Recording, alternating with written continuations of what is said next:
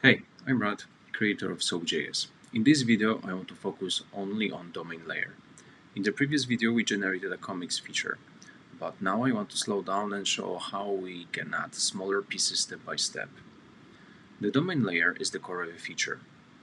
It should describe the business objects, also business rules, but it should not know anything about HTTP, web frameworks, databases, routes, controllers, or request bodies.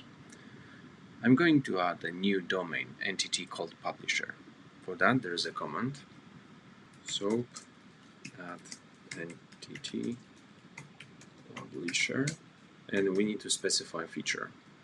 We want to have it in the new one, so we're just gonna set the name publisher. It's not gonna generate the feature, it's just gonna create the folder. Alright, we have added entity publisher.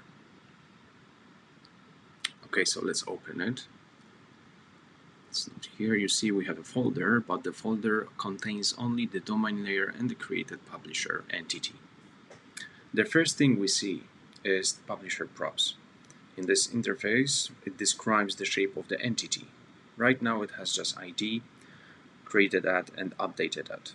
This is very small starting point, and it's intentional. The CLI gives us a clean base, and then we can extend it with the fields and rules that make sense for our application. Then we have also the invalid publisher error, and this is like the domain specific error. Instead of throwing a generic error everywhere, the domain can explain what exactly is wrong with the entity. And next we have a publisher class. The constructor is private. Let me just scroll a bit. Yeah, like I said, the constructor is private, and that's also intentional. It means that we don't create the publisher objects directly with the new publisher from random places in the app. Instead, we use the factory methods. And the first factory method is create. It creates the create is used when we want to create a new publisher in the system. It generates an ID, and which one is not provided, and it's also set created at and updated at timestamps. The second method is rehydrate. It's used when entity already exists somewhere, for example in database, and we want to bring it back into the domain model.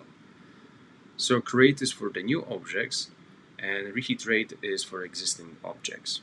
Both methods also calls the validate. And the validate is where the domain rules belong. Right now the validation only checks the basic things, IDs and timestamps. But later we can add also rules for the publisher name if it's required, the slug must be valid, country must be supported, or whatever else makes sense for the business. The most important thing is that these rules live in the domain layer, and it's not the HTTP controller and not in the Mongo repository data layer. This keeps the core of application independent. Now let's have a look at the test. In this case, it's also super simple. The CLI generates the test. This test checks that the publish create generates identity and also the timestamps. It also checks that the publisher rehydrate rejects invalid props.